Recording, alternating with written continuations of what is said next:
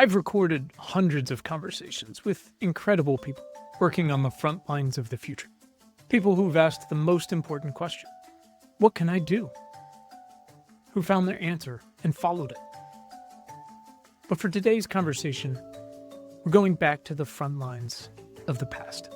Because the past can tell us a whole hell of a lot about today and how tomorrow might go, but only if we tell the full story of how we got here, about who got us here, about how my great-great-grandparents got here, and how my grandma got here fleeing the Nazis, and how millions of Africans were forcibly brought here over 35,000 trips across the Middle Passage over almost 300 years.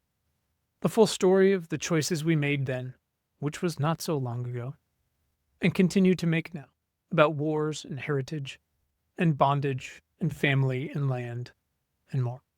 And how if we can break from the stories we've been told and continue to tell ourselves, to choose history over nostalgia, to choose facts over memory and infinite disinformation on demand, we can make different choices.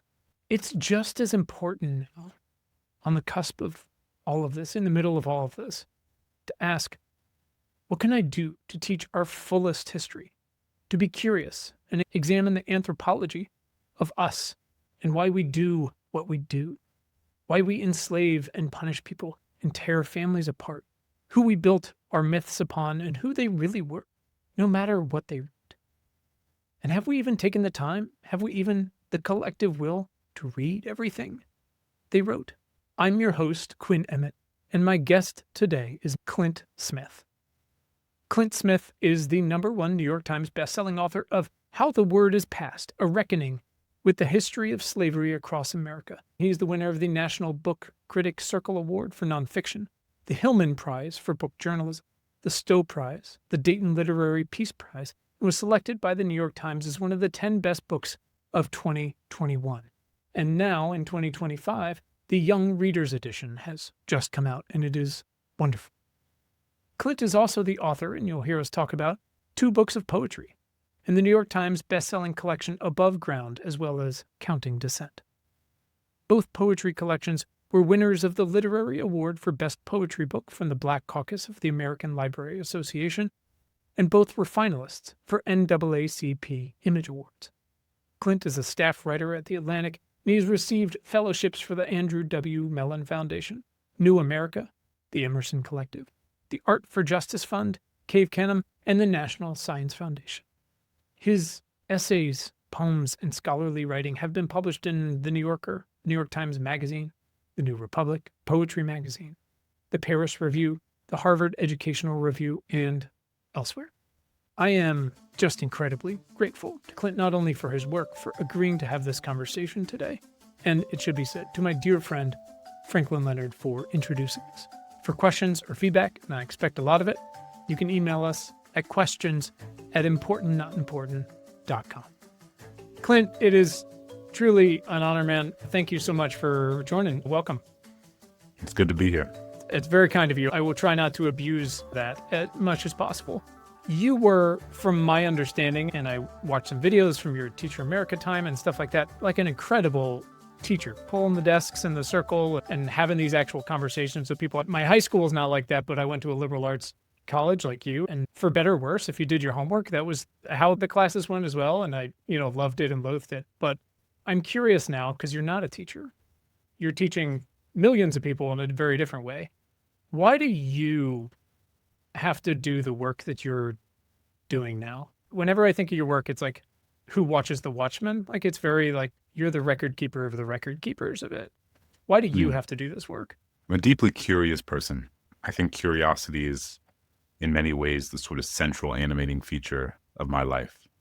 And that curiosity, in so many ways, has been oriented toward history and memory, and a sort of curiosity around how we as a nation, how different countries around the world tell the story of who they are and what they've been through and how they've experienced, in particular, war, atrocity, violence, and in what ways do these places articulate their sense of what happened and what are the contemporary implications for that. Because I think I grew up with a lot of gaps in my own historical understanding.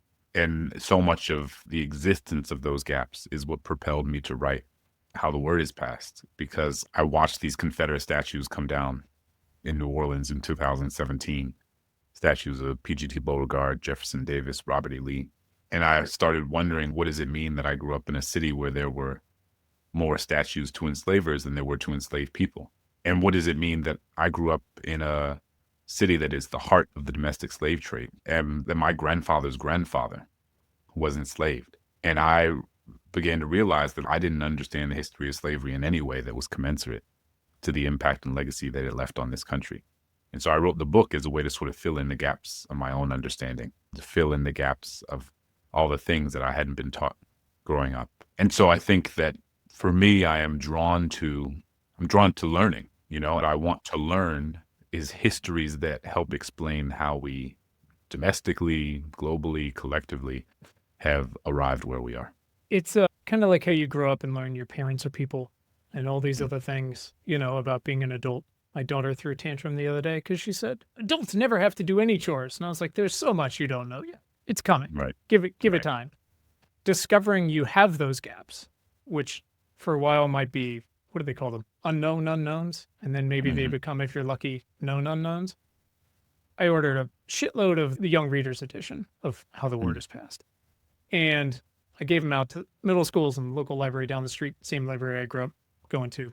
And I did that not just because I loved the original so much. It was 4 years ago, 5 years ago. My God. And honestly, especially with the more global context you gave it later with that Germany piece in the Atlantic. But also because I am above a candy shop in Colonial Williamsburg. I left for a long time, like a lot of folks. And as you noted in your Colonial Williamsburg piece, what is Colonial Williamsburg for? Part of this sort of American Revolution that they were doing. And the work that all the 1619 production did examining Jamestown down the street, its birthplace of slavery of Africans in the continental U.S.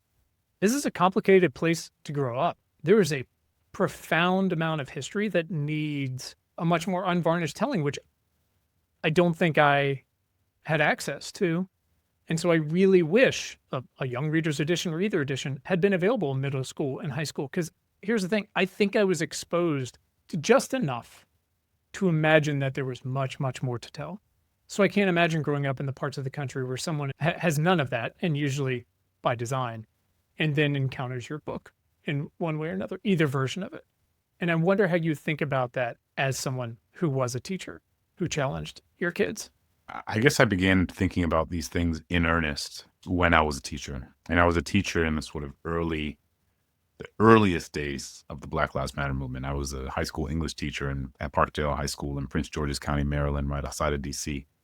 And my first year teaching was 2011. And in 2012 is when Trayvon Martin was shot and killed by George Zimmerman. And in some ways that marks the beginning of that period of time. Obviously, it then accelerated with the murder of Michael Brown in 2014, and then the sort of 2014 to 2020 period when it became supercharged after the murder of George Floyd. But because I was teaching in a moment where the beginning of this social movement was asking us to look at our history in order to explain how we arrived in a moment where something like this happens, and what does it reveal about the sort of systems and structures and social infrastructure of our contemporary world. How does the history that preceded it explain how we arrived here in this moment? And so I began, just in a personal capacity, thinking about and reading about a lot of those things.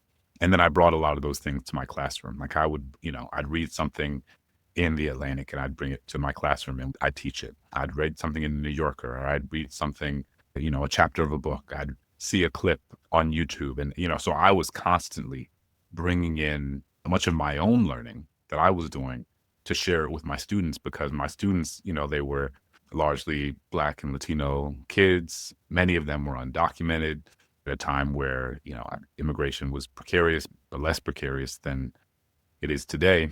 But I wanted so desperately to give them the language, the historical context, the intellectual toolkit with which to more fully understand the current events that were happening around us, but also to understand their lives. I think that so often young people who are growing up in historically oppressed and marginalized spaces and context see the context of their lives, but are never given information with which to understand why the community looks the way that it does. And what happens if you're never given that historical context and that information, you begin to look, you look at one neighborhood in Prince George's County, and you look at another neighborhood in Prince George's County, or you look at one neighborhood in DC and another neighborhood in DC, and you begin to assume that the reason this community looks that way and this community looks that way is because of the people in those communities, right? Or because of the cultural disposition of those communities, or the genetic or biological realities of those communities. And you don't understand that it actually has nothing to do with that. What it is because of what has been done to those communities and what's been taken from those communities generation after generation. And so these are things that I was learning in real time. In many ways, during my time as a teacher, I was reading sociology, I was reading history, I was reading, all of these books and these writers and these scholars and these journalists and these artists who were providing me with new language to understand the world in front of me. And I wanted to provide that same language to my students and do my best to put it in conversation with so many of the pieces of literature that we were reading in class. And for me, that felt like part of my duty as an educator. It wasn't peripheral, or it wasn't something that supplemented it. It was central to what I understand my responsibility as a teacher to be. And ultimately, what led me out of the classroom was that I began thinking about these issues for so long and so deeply, and thinking about, well, how I want to understand in more depth the social and historical infrastructure that surrounds the communities my kids are growing up in, that explain the context of the communities that my kids grow up in, that explains the context of the community that I grew up in. And that's ultimately what led me to graduate school and then to write about these things in a more full-time context. You mentioned in some interviews how instructive James Baldwin's role of a teacher speech was to you. I think it was like 63, 64, something like that. I'm curious if you ran into that before becoming a teacher, while you were a teacher, or later as you've really expanded it on this idea of, again, basically the context, right? Why these places are designed this way. I mean, there's a great book. I had a fellow on the podcast a couple of years ago. I wrote a book called The Great American Transit Disaster. And it's as if someone was like, look, I'm the biggest nerd on this. I'm going to write the manifesto about it so everyone understands how we got here. And it's basically the white people didn't want to ride the subway anymore with black people and buses. And then he's got 500 pages of evidence in every city, especially places like Atlanta, how and why they were defunded and how that worked and white flight. And it's incredible. But like you said, like, people have to understand why they're growing up in the places they're growing up and why it's not about them. No, 100%. I mean, I can't remember if I encountered that James Baldwin essay before or after my time teaching. What I had encountered was Paulo Freire's Pedagogy of the Oppressed, which is in many ways in conversation with much of what Baldwin was saying in A Talk to Teachers, which is essentially, it is a teacher's responsibility to help a young person understand that the world is a social construction.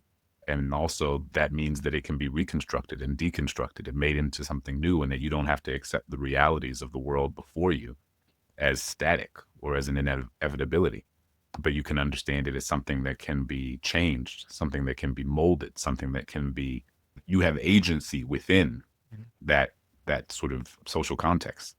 And so that was really important to me. I wanted my students to understand that they were agentic, that they could influence and impact and change the realities of the world before them, both in a micro context and also in a macro context.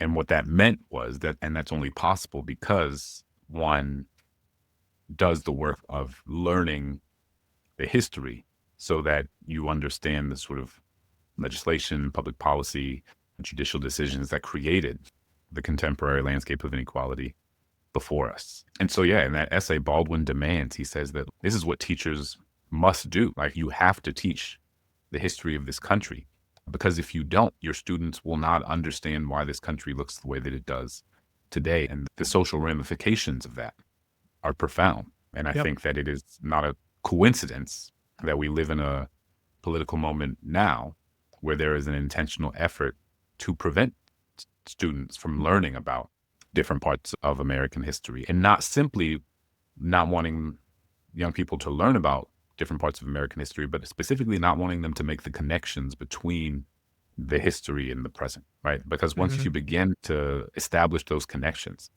between past and present, once you begin to understand, as Saidiya Hartman talks about, the afterlife of slavery, how the remnants, the residue of slavery shape our social, political, and economic infrastructure in profound ways. Once you begin to understand the afterlife of what happened to indigenous people, the afterlife of our immigration policies, the afterlife of all of these different histories of public policy and the intergenerational impact that they've had, then you begin to look at the world before you and understand it in a fundamentally different, but more necessarily honest way. You go, oh, this is on purpose. Right. Got it. And it is, like you said, it is the grandchild of all of these decisions that were made over time. Luckily, we make it out of this moment in some way. We can try to make some different decisions, hopefully, that can start to dig out, because everyone always talks about compound interest is the most powerful force in the world, but it goes both directions, right? We've got some serious intentional holes to dig out of. You talked about this moment and purposely not allowing and skewing, and however you want to phrase it, history and the present moment in this moment by the folks who are in power, who are, very much grandchildren of the people who are there. And you had a quote, and I know the original version of the book, and I can't remember if it's in the new one or not, because you're never afraid to almost narrate your own path of telling the history and retelling the history and exploring it. And you had this line that said, how do you tell a story that's been told the wrong way for so long? And it made me think of a good friend of mine, Craig Mazin, made that TV show Chernobyl a few years ago. I don't know if you saw it. It's incredible. Incredible show. The first line, and it's sort of, it jumps around in time, but the first line is, what is the cost of lies? And you can't shake that once you've heard it and once you look around and see. And so I tried to pull all this sort of together, and I'm going to talk about when you visited Blandford Cemetery here, because it seems like so much of your work through your crash course, which I can't recommend enough and we'll put in the show notes, joyous poetry about marriage and fatherhood, and this heartbreakingly, ruthlessly comprehensive nonfiction examination of Angola and the Black History Museum, which is not even 10 years old now, and Monticello up the street, and Juneteenth, and New York's slave trade, which was enormous, and exactly how many slaves passed through which door on the coast of Senegal, right? You are, like I said, it seems like you're the record keeper of the record keepers. But anyways, I was really happy to see in the Young Readers edition, you told the story again about visiting Blandford Cemetery here in Virginia, again, sons of Confederate veterans. And the speaker told a story about how he was told Memorial Day really started. And he finished by saying what really seems like the most American way of saying the quiet part out loud ever. He said, I don't know if it's true or not, but I like it. I like it. Yeah.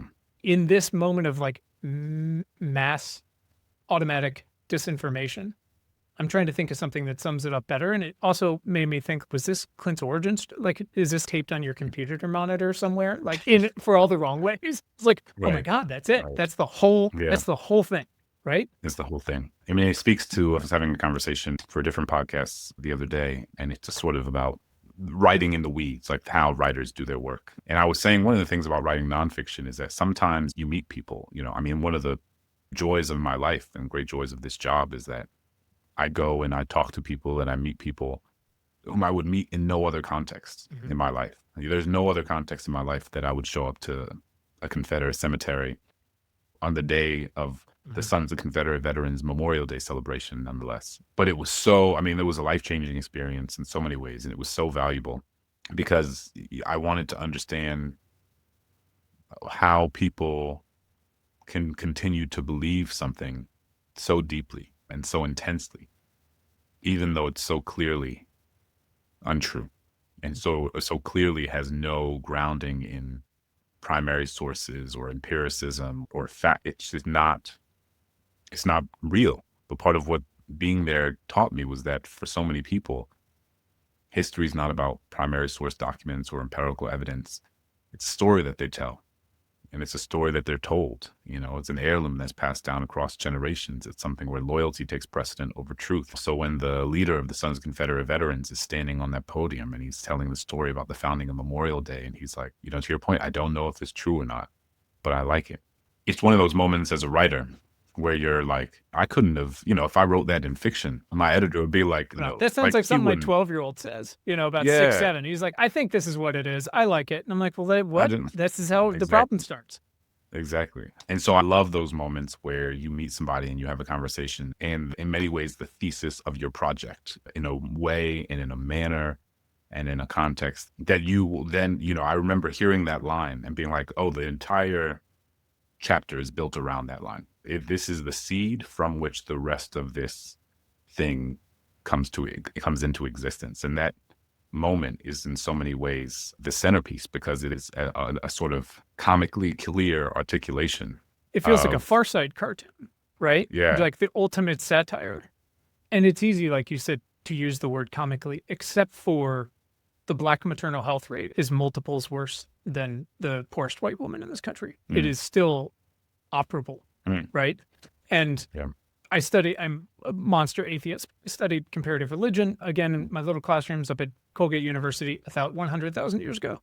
And I studied a lot about the Holocaust. And I really loved the piece you wrote, Moments of the Unthinkable, I believe it was called. And you talked about admiring museum and everything in the middle of the city and the stumbling stones and all of that and the efforts gone to. What I really loved, kind of to which you were just saying, were these folks, there's both, the fight isn't over for a lot of those folks at that meeting. And again, the ramifications of these systems over time are still very operable in so many folks' lives. You had this part in here, you were talking with this gentleman, Steiner, and you said, Germany is able to make Holocaust remembrance a prominent part of national life. Jewish people are a historical abstraction more than they're actual people. In the United States, there's still millions of Black people. You cannot simply build some monuments, lay down some wreaths each year, and apologize for what happened without seeing the manifestation of those actions in the inequality between Black and white people all around you. Right? So they've gone to all of these lengths, but it is the past for them in a lot of ways. I mean, Germany, by the way, like not on a great track as it is right now in a lot of ways, but it's every day here, right? For everyone, but especially the people who are still suffering again in those intentionally designed systems. So it's this interesting thing where you spend half the article going, boy, I wish we could do some of the things like this. William and Mary right down the street finally built I don't know if you saw it when you were here, they built a monument to the enslaved people who helped build the college right down Jamestown Road. And you're like, that is something. It's a little thing. But even stumbling stones and a thing right in the middle of the university campus is not enough when the systems are still designed that way every day. Yeah. I mean, a trip to Germany was life-changing. I went in fall of 2021. So How the Word Is Passed was published June of 2021. And, it reflects reporting from beginning in 2017. And the book came out, and I was having all these conversations. And even before the book came out, when I was doing this sort of virtual book tour, I was thinking a lot about Germany, because Germany in many ways is often lifted up as the exemplar of memory making. It is the place, from our vantage point, is the place that is most honest, that is most direct in its contrition about its role in perpetrating this horrific genocide against millions of people. I mean, 2/3 of the Jewish people in Europe. I mean, it's a scale that even when you say it and you're like, in just a few years, they killed 2/3 of an entire demographic of people across the continent. But I wanted to go to Germany because I've kept invoking Germany and being like, oh, Germany does this and Germany does that. And I was like, I've never been to Germany. Like I've never, at least as an adult. And so I went, and obviously part of what you learn is that the story is more complicated than the story we tell here, right? Like Germany, to your point, they're not perfect in the way that they engage in the process of memory making, in the way that they remember the Holocaust. And, and honestly, the story I write about when I visit in 2021 and again in 2022, I think the story has to be told in a different way or with a different sort of texture today, given much of what has happened in Gaza, because sort of the triangulation of German memory making around the Holocaust, Germany's relationship to Israel, and then Holocaust memory, the sort of triangulation of those things and the ways in which the story of the Holocaust and the story of anti-Semitism can be used to enact different sorts of violence in other contexts is another important part of the puzzle to wrestle with. So as I've begun the process of, over the last few years, adapting that article into a chapter for my forthcoming book that's based on that article, it demands that there's an even more complex, nuanced story that needs to be told about Germany's relationship to the Holocaust and the implications that has not only for the landscape of iconography and museums and memorials in Germany, but also for the sort of post-World War II, post-Holocaust order that was created in the state of Israel. So there's so many layers, but I remember being in Germany and visiting Dachau for the first time. And, you walk through these heavy iron gates and the gravel is crunching beneath your feet. You look to your left, you see the remnants of the gas chambers. You look to your right, you see the remnants of the crematorium. And it's one of the most unsettling and haunting, sobering places that I've ever been. And something about the act of physically being there, the act of putting your body in the place where history happened. It was a reminder that is like a sort of singular, both spiritual and physiological experience in many ways. And that is what animates my desire to go to places, whether it is in the context of enslavement, whether it's in the context of, with this most recent book project, World War II.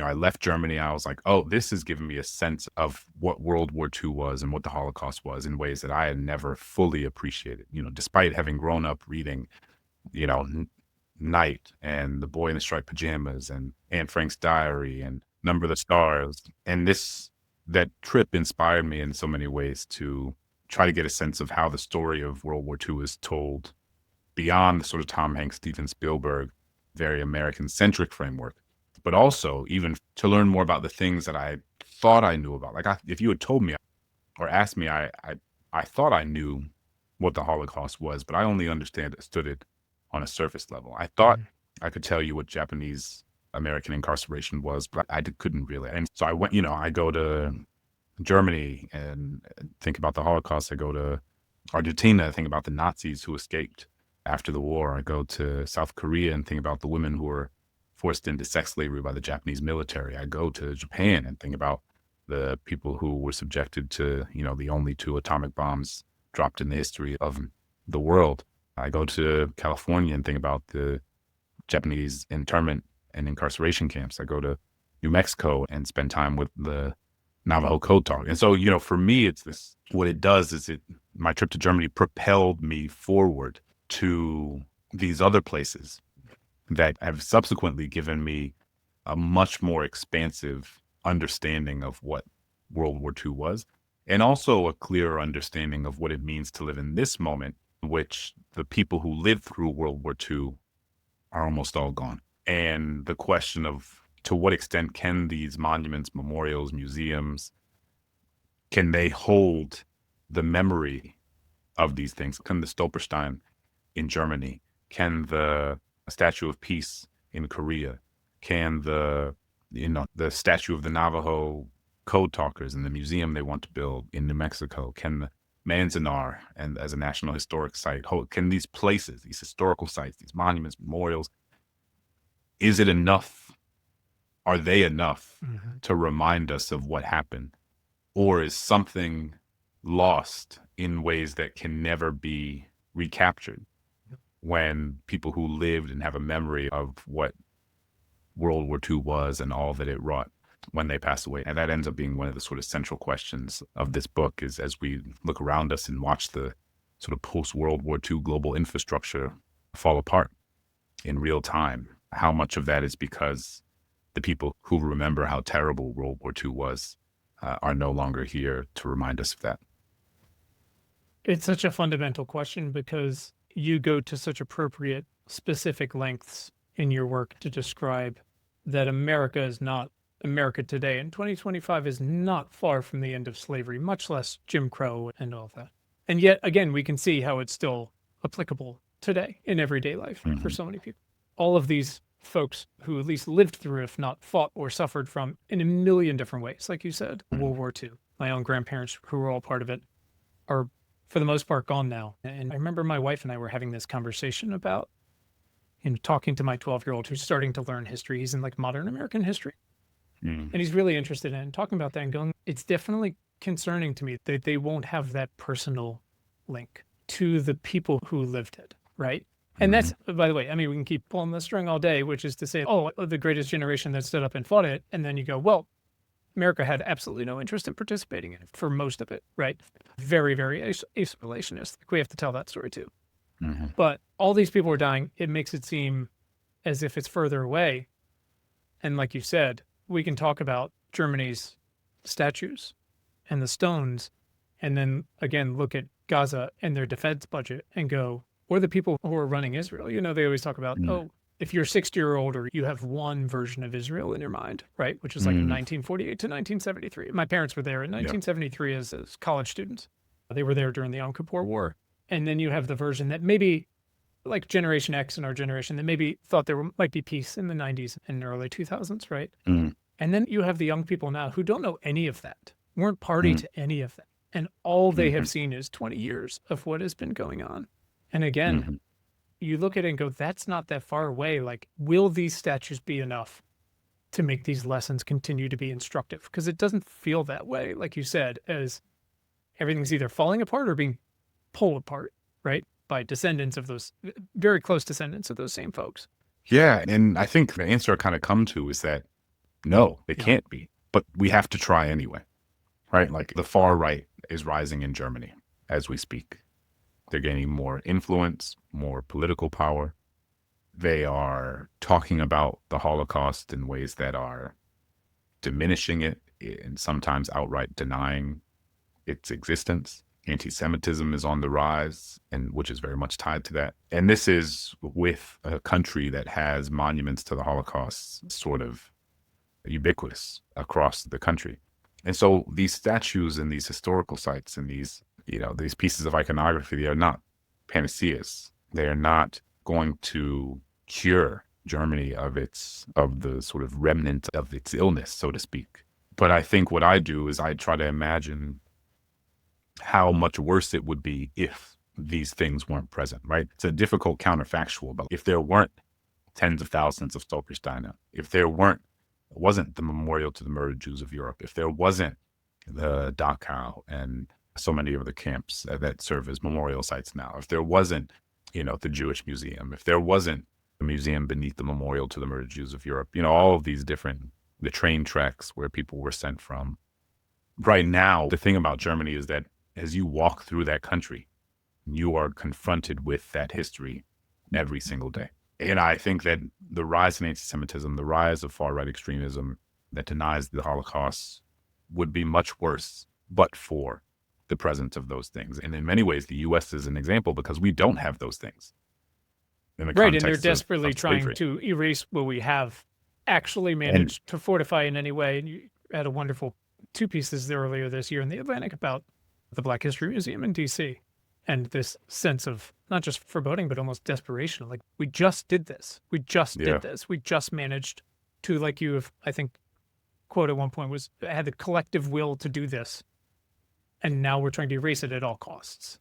Right? Yeah, 100%. And I think so much of the efficacy of what the failures in American memory are creating these fissures, these holes in our collective memory, are because we don't have the sort of parts of the memory of slavery is not etched into the physical landscape of our country in a way that is commensurate with the impact that it had on creating this country. There's a moment in the Germany chapter where I'm speaking to a woman, a historian, and we're looking at the Stolperstein, and I should say for people listening who don't know, the Stolperstein translates into stumbling stone.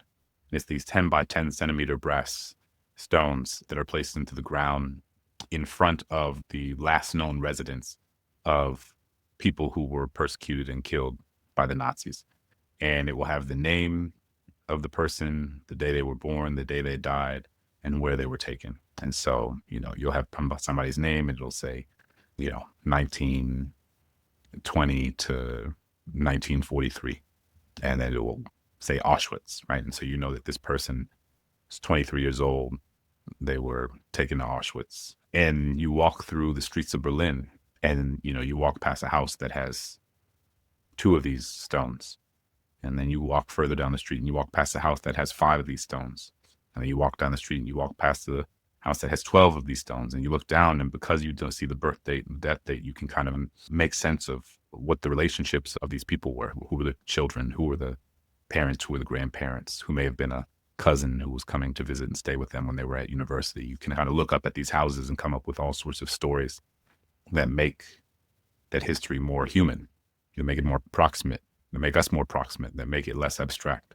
And the woman I'm with, she goes, can you imagine what it would be like if, like in New Orleans, where you're from, they had stumbling stones for the enslaved people who lived there? She was like, the whole street would be covered in Every stones.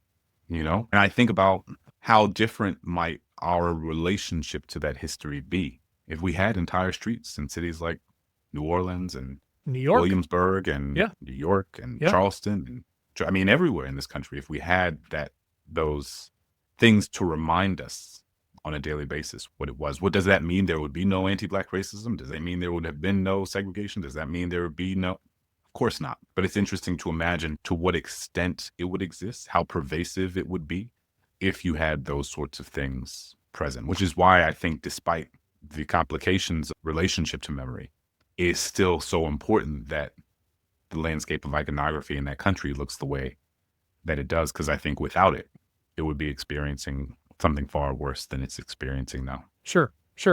And then you always have to ask why we don't have this, right? Whether, again, it's Colonial Williamsburg, they did one slave auction here 25 years ago, right?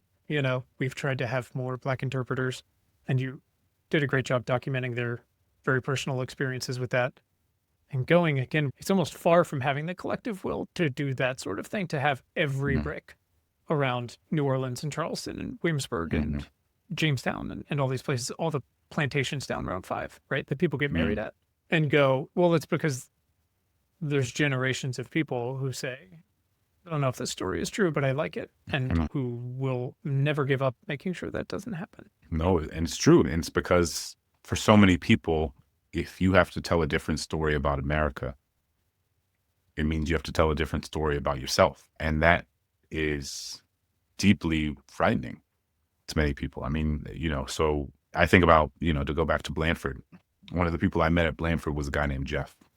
Jeff had this long salt and pepper goatee, this ponytail that ran down his back, a handlebar mustache, biker vests with Confederate paraphernalia all over it, round belly. And Jeff was telling me about how when he was a boy, his grandfather used to bring him to this cemetery, and they would sit in this gazebo, this beautiful white gazebo that's at the center of the Blandford Cemetery. And this cemetery, which is one of the largest Confederate cemeteries in the country, where the remains of 30,000 Confederate soldiers are buried. And so he and his grandfather would be in this gazebo on this cemetery, and his grandfather would pull out his banjo and he'd start playing these old Dixie anthems, these old Southern songs. And he'd play these songs and he'd start to tell stories about the men who were buried in the fields. And he'd say, these men, they didn't fight a war over slavery. The secession had nothing to do with slavery. This was about sovereignty. This was about states' rights. This was about taxes, tariffs, protecting our women and children from the war of northern aggression, from the invasive imperialistic Yankees who were coming to take our land and change our way of life. So he's singing these songs, he's telling these stories, and they're watching the sun set behind the trees. They're watching the sky turn from blue to orange to purple to black. They're watching the fireflies come out of the forest and hop from one tombstone to the next, watching the deer come from behind the trees and graze around the cemetery. These really intimate and sentimental memories. And Jeff told me that now, today, he brings his grandchildren to the same cemetery where his grandfather brought him, and sits in the same gazebo where he sat with his grandfather. And he pulls out the same banjo and plays the same songs that his grandfather played for him, and tells the same stories about the men who were buried in this field, and watch the same sun set behind the same trees. And so I could go to Jeff and be like, hey, Jeff, I know your grandfather told you that secession had nothing to do with slavery, for example. But all you have to do is look at the declarations of Confederate secession in 1861, where the states say very explicitly why they're doing what they're doing. A state like Mississippi says, our position is thoroughly identified with the institution of slavery, the greatest material interest in the world. So they're not vague about why they're seceding from the Union. They're very clear about it. But if Jeff was to accept that information, he would have to accept that his grandfather was lying to him. And if he has to accept that his grandfather was lying to him, it threatens to disintegrate the foundation of a relationship that is central to who he understands himself to be in the world. So suddenly you're not just giving Jeff information that serves as, it necessitates or asks him to reorient his relationship to American history. You're giving him information that serves as a catalyst to a fundamental crisis of identity. And it's existential for Jeff, because who he understands himself to be in the world has been shaped by the people he loves, by the community he was raised in, by the stories he's been told by those people in this place. And so when you go to him and say, actually, that's not the full story, or actually that story is wrong, or actually we need to include these other parts of the story that kind of render your story insufficient, or rather fictional, or distorted, or sort of misrepresentation, whether empirically or by omission. That's a hard thing for Sure. people to hold on to. And it doesn't mean they shouldn't, because I think many of us are told stories our entire lives by people we love. And whether it be in the context of religion, whether it be in the context of our identities, whether it be in the context of all manner of things. And we have to make different sets of decisions about what we believe and don't believe, what we subscribe to and don't, what our values are, what they're not. And you see this show up in one way at the Confederate Cemetery. I also went to Monticello, not too far from you all. And when you go to Monticello, part of what you see is, docents there will tell you that every day somebody shows up at Monticello and is like, why are you lying about Jefferson? Why are you doing this? You're telling these woke stories about Jefferson, these politically correct stories. Why are you trying to tear him down? Simply because they're telling the story of Jefferson as it relates to the fact that he was an enslaver, enslaved over 600 people, enslaved 4 of his own children that he had by Sally Hemings. And that's because Jefferson, if you have to tell a different story about Jefferson, you have to tell a different story about America. And like I said, if you have to tell a different story about America, then it means you often have to tell a different story about yourself. And people don't want to do that. A lot of people like the stories they've been told, and their identities are grounded in the stories that they've been told. And so to have to go back and re-examine those stories, or let go of those stories and begin to tell a new story, there are a lot of people who don't want to do that. And that is why it can be so politically effective to literally premise a entire campaign on the fact that let's just go back. You don't actually have to tell a new story. Let's go back to tell the story that we told of America when America was great, when you didn't have to worry about including these indigenous stories or these Black stories or these immigrant stories or right? There's so much of what the MAGA movement is premised upon. And you have really savvy people who recognize its utility as a political weapon and have wielded it as such. And that's part of why we are where we are today. That's comprehensive and thoughtful. And I'm so glad you brought up the Monticello point, and the wonderful docent there, I think you called him David in the books, pulled 0 punches, which I really appreciate when there are folks like that there or here or wherever we need them to be. One of the largest voting bloc in the country, which is the largest bloc that turned this election in so many ways, and then so many downstream decisions and policies, and people who were hurt and suffering because of it, are young men, specifically young white men, who, because of the, again, now artificially generated, like you said, very smart people who are purveyors of disinformation and at least misinformation in any way through just the most instant, always accessible media that we've ever had, right? Our little brains are very much not prepared for it. This is a little bit of a stretch, but masculinity's in a tough spot for a lot of reasons. In your poetry, which often involves straight up love letters to your loved ones, about your loved ones, about growing up, about your incredible sense of place. You described New Orleans and the tree, which it sounds like it's not there anymore. You're honest in your poetry about the perils of trying to conceive and of pregnancy, which really hit home for me. We went through all the same things. That was not easy to read, and such a relief to find another person so publicly writing about in an era not a moment, when masculinity is, again, purposefully poisoned. These like love letters that you write, effectively, they're written so specifically, they're shared so publicly. They're such a wonderful example of, I think what you could say of what real masculinity could be, of Mm. gratitude in so many ways. And I wonder if you've ever had any hesitations about writing them, if not sharing them. Why do you have to write those? Are they for you? Are they for her, for your future kids, for your current kids that you've got now? Is it to keep a record, or is there more to it than that? Because again, I read that and thought, boy, we got to tell these stories more often about how scary it is. Very similarly, my wife emergency C-section after a bunch of failed miscarriages and IVF. And at one point they were like, you can go with your son to the NICU, or your new son to the NICU who didn't breathe for 30 seconds, or you can stay with your wife who's bleeding out. And you're like, it scarred me. She doesn't remember any of it, but also we're terrible at pregnancy and giving birth, period, without the racism in the animal kingdom. And we have to tell that story more and more. And then your expressions of love and gratitude for them and rolling on the floor and playing music and your wife, like we have to do that more. So again, I know that feels like a stretch, but in a world where like Yeah. masculinity is fucked, that is so emblematic to me of where we could be if we let ourselves be a little more vulnerable. Yeah, no, thank you for that. So I think there's a few things. So one, I felt compelled to write the book Above Ground, which is largely sort of meditation on fatherhood through poetry. Because in my nonfiction work, I write a lot about, as we've discussed, places with really hard histories, with really traumatic histories. My friends are always they're like, Clint, where are you going on your sad tour next? My wife's a screenwriter. She wrote the Wicked movies. And so she's fun at parties. I am not, because she'll say, this is my husband's podcast about climate change. And people are like, never mind. Just never mind. So I'm on my sad tour. And I go to those places because I think that there is power in clarity.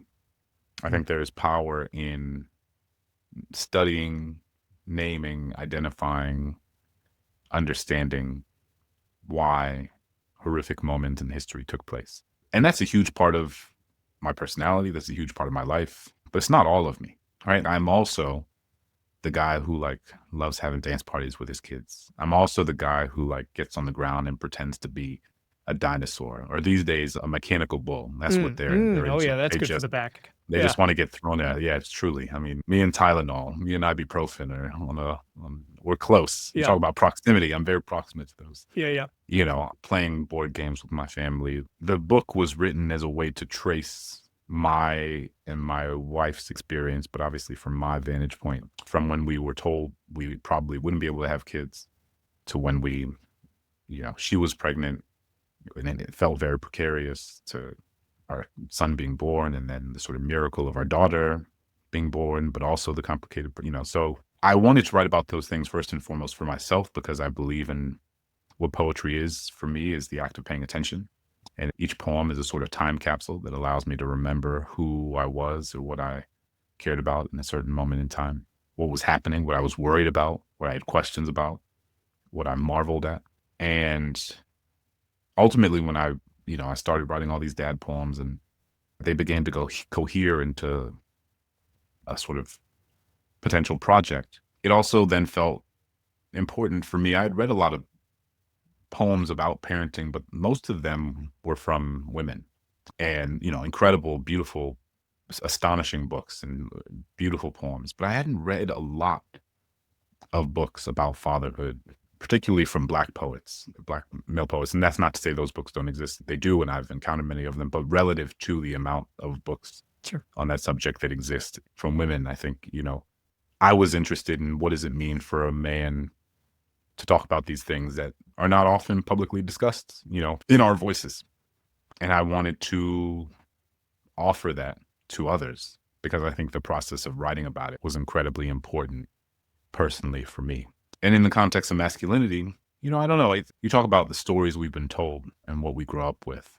And I think so many of us grew up with a very specific set of stories about what masculinity looked like and what it meant to show up as a man in the world. And I have had to spend many years and decades unlearning much of what I was taught explicitly and implicitly. And I'm trying to think about, becoming a parent has made me think about that even more intentionally. What does it mean to show up as a co-parent? And what does it mean to not only carry this sort of equal logistical and physical work of parenting, but also the emotional labor, that women and mothers are often forced to carry, and to offload that. And, think about the ways I write about this in the book, that I'm praised for doing the sort of things that my wife never. Going to CVS for 20 minutes. Yeah. And people are like, wow, you're the second coming. And, my wife has the same 2 kids and walks them through to the same CVS, and people, barely hold the door for her. So yeah, I'm interested in all those things. And, we're in a really hard time when it comes to, in many ways, it feels like we are retreating back into an even more toxic masculinity, and a sort of, there's been a permission structure for a toxicity around manhood that's really concerning. And so I think it's incumbent upon many of us to offer as much as we can a sort of different mode of masculinity in public, and to say that these podcasts guys, or whom, politicians, or, it shows up in all sorts of places now, but that's not what it means to be a man. But I think unless you are publicly offering a different model, then people, especially young guys, don't often know that it exists. I'm just one person, and I'm just trying to do my part. I thank you for it, not only, again, because I so personally identified and appreciate it with it. So much of your poetry, again, like your nonfiction, is a gut punch. From one about Zoom school, which was truly like the most upsetting one, because you're just like, oh my God, that was so awful trying to do preschool via Zoom. Oh my God. Raisins everywhere. Where did the raisins even come from? Who can know? To all of it, but I want to thank you for one of them.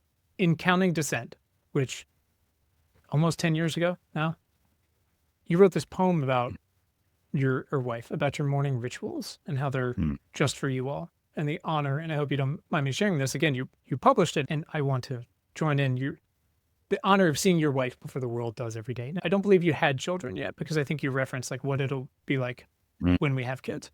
Mm-hmm. And I want to say thank you, because it came out and I read it, and I, doing the math, had 3 under 3 or 3 under 4 at that point. And again, my wife was still working more than I was. I had just very recently lost a very close friend to cancer, so I was going through my own. You've talked about your depression here and there, and overwhelmed with kids and work. But I texted her and I said, hey, I just read this poem by this. I mean, this was such a visceral memory. I read this poem by this guy named Clint Smith. He really described how I feel getting to see you at the end of every night, in the beginning of every day, before the world, and especially before our kids steal you from me. And I think I got a lot of credit for that.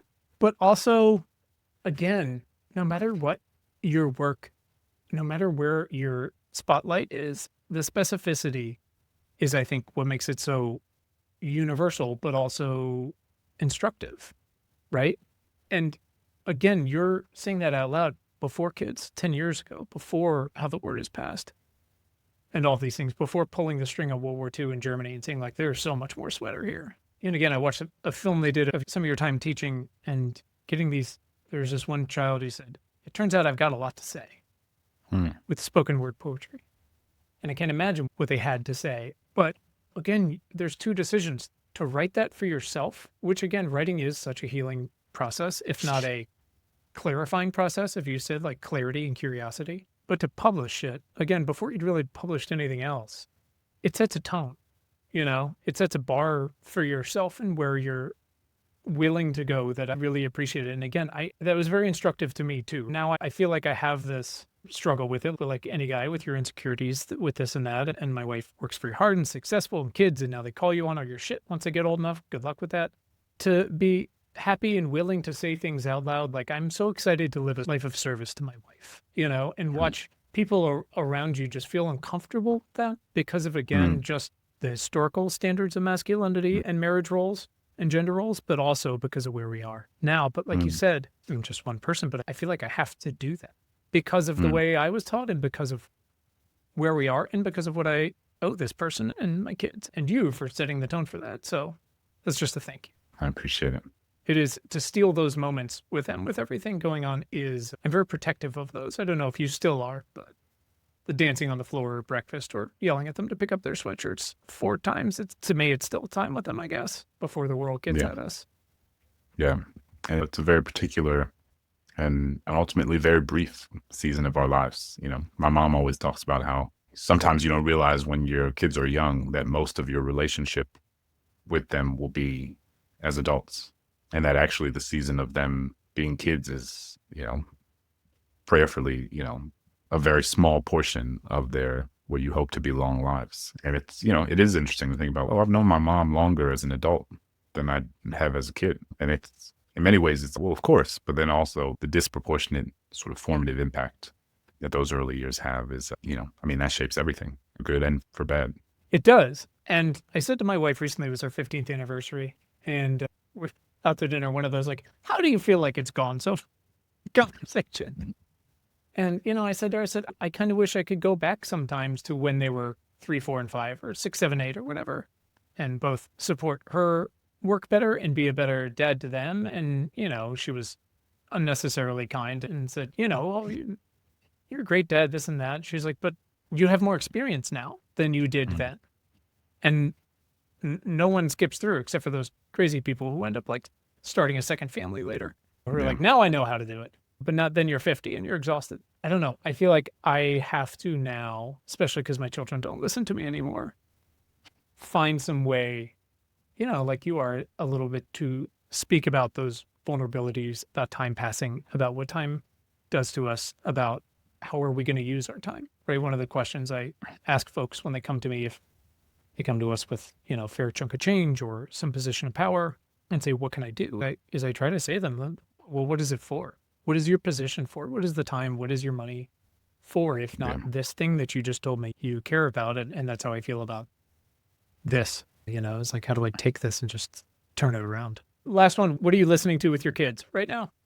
What's the dance party? What can they not get enough of? Oh, man. We are such a random song. There's a song that I loved this is 10 years ago. My kids are very into house right now. Okay. Especially my son. He's like into house music. He's like, oh, I like this beat. There's a song by a woman named Karen Harding called Say Something.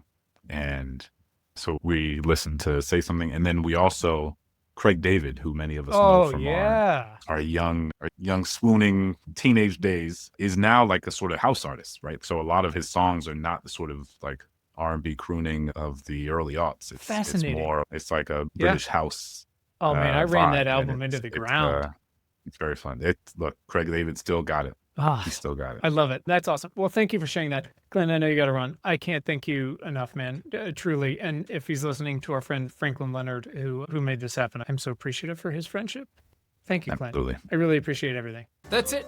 You can read our critically acclaimed newsletter and get notified about new podcast conversations at importantnotimportant.com. Thanks so much for listening, and thanks for giving a shit.